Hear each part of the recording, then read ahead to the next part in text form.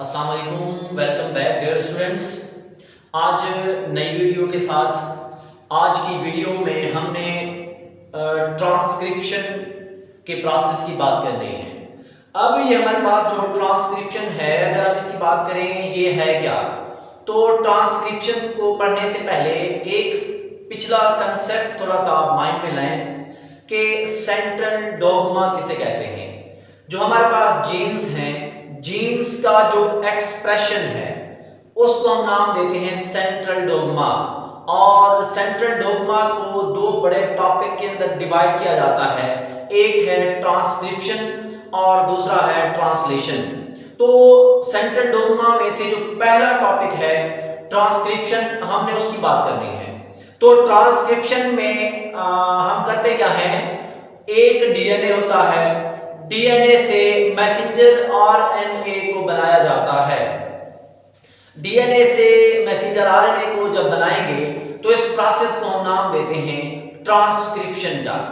अब ये जो हमारे पास ट्रांसक्रिप्शन है तो इसकी प्रॉपर डेफिनेशन देखी जाए तो synthesis of messenger RNA, messenger RNA को बनाना फ्रॉम डीएनए, डीएनए से इस प्रोसेस को हम नाम देते हैं किस चीज का, ट्रांसक्रिप्शन का।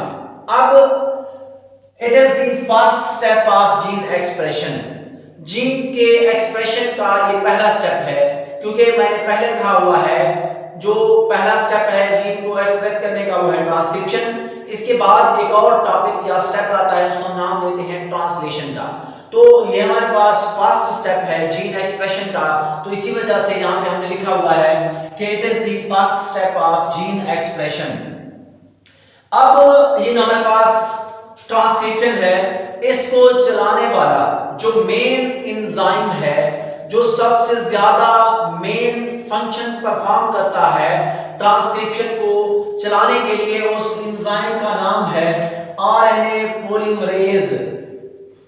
आरएनए पॉलीमरेज जो रेप्लिकेशन प्रोसेस के अंदर, डीएनए रेप्लिकेशन के अंदर एंजाइम इस्तेमाल होता था, उसको हम नाम देते थे डीएनए पॉलीमरेज। जो ट्रांसक्रिप्शन में एंजाइम इस्तेमाल होता है उसका नाम है आरएनए पॉलीमरेज। अब अगर देखा जाए यूकैरियोट्स के अंदर आरएनए पॉलीमरेज की तीन टाइप्स होती हैं। यूकैरियोट्स के अंदर आरएनए पॉलीमरेज की तीन टाइप्स होती हैं, RNA polymerase 1, RNA polymerase 2, RNA polymerase 3। नाम एक ही है, आगे 1 2 3 लगा दें। RNA polymerase 1, RNA polymerase 2, RNA polymerase 3। अभी जो हमारे पास आरएनए पॉलीमरेज 1 है, इसने मैसेंजर आरएनए को बनाना है। जो आरएनए पॉलीमरेज 2 होगा वो मैसेंजर आरएनए को बनाएगा। आरएनए पॉलीमरेज 1 राइबोसोमल आरएनए को बनाता है, आरएनए पॉलीमरेज 2 मैसेंजर आरएनए को बनाता है, आरएनए पॉलीमरेज 3 ट्रांसफर आरएनए को बनाता है। ये इंतहाई इंपॉर्टेंट एमसीक्यूज हैं। अब इसी तरह अगर मैं प्रोकैरियोट्स की बात करूं, तो जब प्रोकैरियोट्स की बात करेंगे तो इनके अंदर एक ही आरएनए पॉलीमरेज होगा, और वो एक ही आरएनए पॉलीमरेज मैसेंजर आरएनए को भी बनवाता है, राइबोसोमल आरएनए को भी बनवाता है और ट्रांसफर आरएनए को भी बनवाता है। मतलब कि यूकैरियोट्स के अंदर आरएनए पॉलीमरेज की तीन टाइप्स हैं, प्रोकैरियोट्स के अंदर आरएनए पॉलीमरेज सिर्फ एक ही है। इसके बाद अगर देखा जाए तो आपके पास ये देख सकते हैं, ये डीएनए का स्ट्रैंड है, डबल स्ट्रैंड है, एक ये ब्लैक वाला और दूसरा जो है वो रेड वाला है। इसकी ये वाली साइड 3 प्राइम एंड और वो वाली साइड 5 प्राइम एंड होगी, और दूसरे की ये वाली साइड 5 प्राइम एंड और वो वाली साइड 3 प्राइम एंड होगी। ये जो प्राइम है ये डायरेक्शन को शो करता है। अब अगर मजीद बात की जाए तो आप देख सकते हैं ऊपर वाला स्ट्रैंड, इसको हम नाम देते हैं सेंस स्ट्रैंड या कोडिंग स्ट्रैंड। दो स्ट्रैंड हैं, एक है सेंस स्ट्रैंड और उसका दूसरा नाम क्या है, कोडिंग स्ट्रैंड। और जो दूसरा स्ट्रैंड है उसका हम नाम देते हैं टेम्पलेट स्ट्रैंड या एंटी सेंस स्ट्रैंड। अब अगर इन दोनों स्ट्रैंड्स की तारीफ की बात की जाए कि सेंस स्टैंड या कोडिंग स्टैंड क्या होगा? ऐसा स्टैंड जिसने कॉपी नहीं बनानी, ऐसा स्टैंड जिसको ट्रांसक्रिप्ट नहीं किया जाएगा, उस स्टैंड का नाम है कोडिंग स्टैंड। और जिससे कॉपियां बननी हैं, जिससे ट्रांसक्रिप्शन होनी है, उस स्टैंड को हम नाम देते हैं किस चीज का? टेम्पलेट स्टैंड का। अब आप देखें, the stand which will be transcript, वो स्टैंड जिसकी ट्रांसक्रिप्शन होगी उसको हम नाम देते हैं टेम्पलेट स्टैंड या एंटी सेंस स्टैंड। और दूसरा वो स्टैंड जिसकी ट्रांसक्रिप्शन नहीं होगी उसको हम नाम देते हैं किस चीज का? कोडिंग स्टैंड का। इसके अलावा अगर देखा जाए हमारे पास प्रोमोटर किसे कहते हैं? अब डीएनए स्टैंड का वो छोटा सा पार्ट, डीएनए स्टैंड का वो हिस्सा जिस पर क्या होता है? आरएनए पॉलीमरेज आकर अटैच हो जाता है, वो पार्ट जहां पे आरएनए पॉलीमरेज आकर अटैच होगा उस पॉइंट को हम नाम देते हैं प्रोमोटर। और इसी के बाद ट्रांसक्रिप्शन का प्रोसेस स्टार्ट हो जाता है। जैसे कि आप देख सकते हैं, ये हमारे पास एक स्ट्रैंड है, स्ट्रैंड के ऊपर ये वाली साइट है, ये वाली जगह है जहां पर आरएनए पॉलीमरेज आकर अटैच होगा। इसी पॉइंट को हम नाम देते हैं प्रोमोटर का, और इसके बाद ट्रांसक्रिप्शन स्टार्ट हो जाएगी। इसी तरह अगर मजीद बात की जाए यूकैरियोट्स में और प्रोकैरियोट्स में, ये आपके पास जो यूकैरियोट्स हैं या यूकैरियोटिक जानदार हैं, उनके अंदर जब ट्रांसक्रिप्शन हो रही होती है तो उनके अंदर जो डीएनए का स्ट्रैंड है तो उसके ऊपर -35वां, मतलब वहां पे नाइट्रोजनस बेसेस होती हैं, वहां पे तरतीब पाई जाती है, वहां पे पॉइंट्स होते हैं और वहां पे नंबरिंग होती है, और -35 नंबर पर एक सीक्वेंस पाई जाती है TTGACA,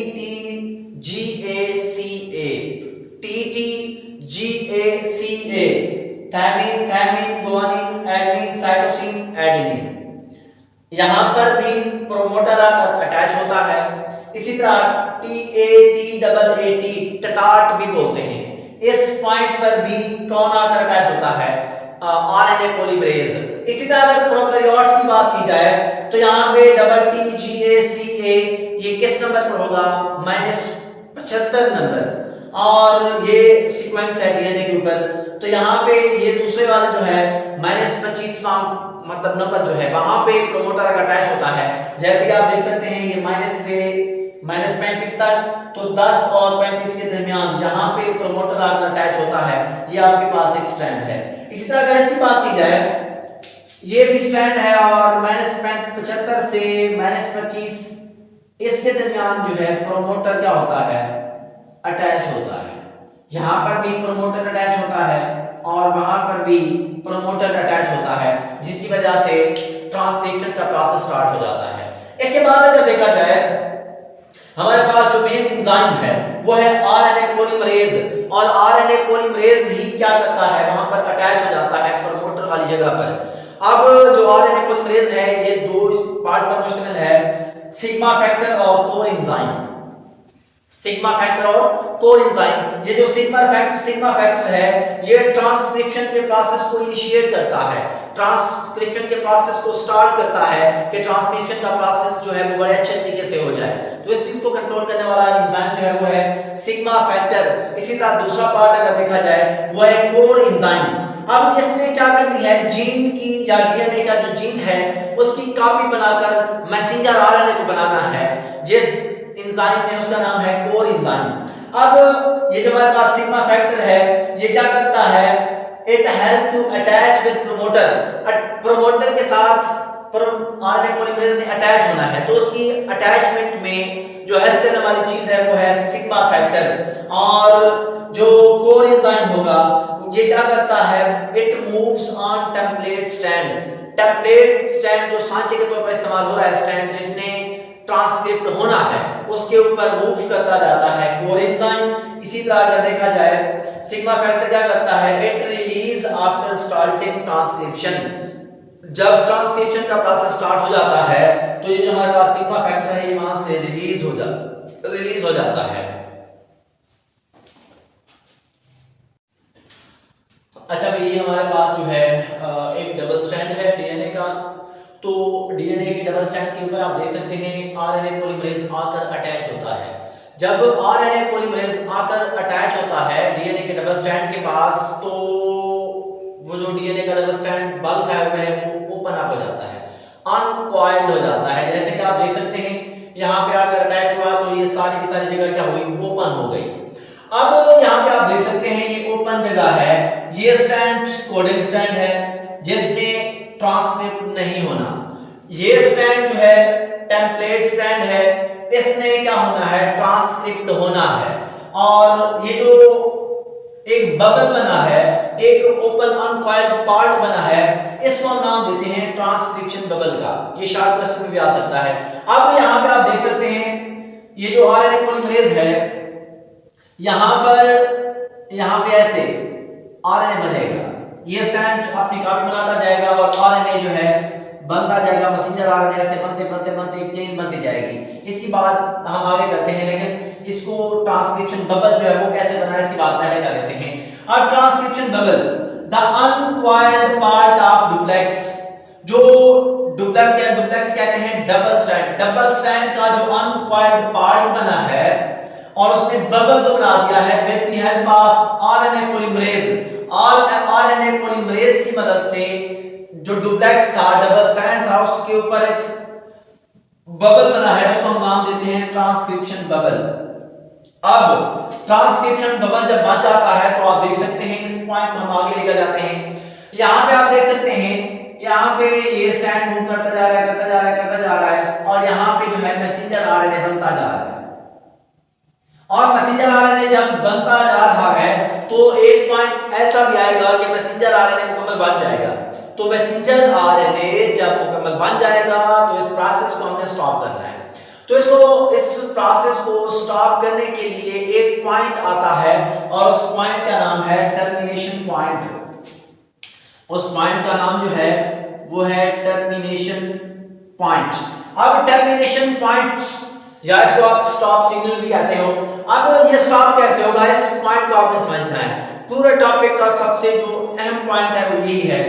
यहाँ पे आप देख सकते हैं यहाँ पे एक जो न्यूक्लियोटाइड की सीक्वेंस जो है वो आने के ऊपर ऐसी आएगी कि 80 मतलब एडेनिन थायमिन, इसके बाद जो है क्या आती है जीसी और उसके बाद जो है फिर से जीसी।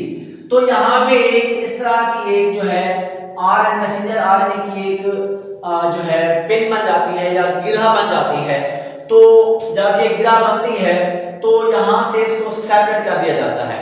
जब यहाँ से सेपरेट कर दिया जाएगा तो ये जो सिग्नल है ये सारा वो किस चीज के लिए होता है, टर्मिनेशन पॉइंट के लिए होता है, मतलब कि ट्रांसक्रिप्शन के प्रोसेस को स्टॉप करने के लिए होता है। जब यहाँ से इसको सेपरेट किया जाता है तो ट्रांसक्रिप्शन का प्रोसेस जो है वो मुकम्मल तौर पर स्टॉप हो जाता है। तो इस तरह आपके पास मैसेंजर आरएनए जो है वो बन जाता है। जैसे आप देखें इट इज टर्मिनेटेड बाय, ये जो ट्रांसक्रिप्शन का प्रोसेस चल रहा था उसको रोका जाता है बाय स्टॉप सिग्नल की मदद से, जिसके अंदर GC is followed by 80। GC is followed by 80 मतलब कि जीसी को कौन फॉलो कर रहा है, 80। आगे जीसी जा रहा है, पीछे से 80 आ रहा है, तो 80 फॉलो कर रहा है जीसी को। तो इसी वजह से हम कहते हैं जीसी इज फॉलोड बाय 80। तो इसके बाद क्या होगा, and poly U by GC, और जीसी जो है इसके बाद कौन आता है, यू आता है। और जब ये सिग्नल आ जाता है तो यहाँ से इसकी एयर पिन को रिमूव किया जाता है और स्टॉप सिग्नल जो है ये स्टॉप के लिए इस्तेमाल होता है या टर्मिनेशन के लिए इस्तेमाल होता है, ट्रांसक्रिप्शन के प्रोसेस को स्टॉप करने के लिए इस्तेमाल होता है। इसी वजह से जब इसको सेपरेट किया जाएगा तो ट्रांसक्रिप्शन का प्रोसेस मतलब मुकम्मल हो जाएगा। यहाँ से मैसेंजर आरएनए को बना दिया जाएगा और मैसेंजर आरएनए जब बन जाएगा तो उसको जो है अलग कर दिया जाता है। लेकिन यहाँ पे थोड़ी सी कंफ्यूजन है कि ट्रांसक्रिप्शन तो हो गई है, मैसेंजर आरएनए बन गया है, अब प्रोकैरियोटिक सेल के अंदर क्या होगा और यूकैरियोटिक सेल में क्या होगा। प्रोकैरियोटिक सेल्स के अंदर आपको पता है कि इसका जो न्यूक्लियस है वो वाज़ेह तौर पर नहीं होता, जो न्यूक्लियर मेम्ब्रेन है वो मौजूद नहीं होती।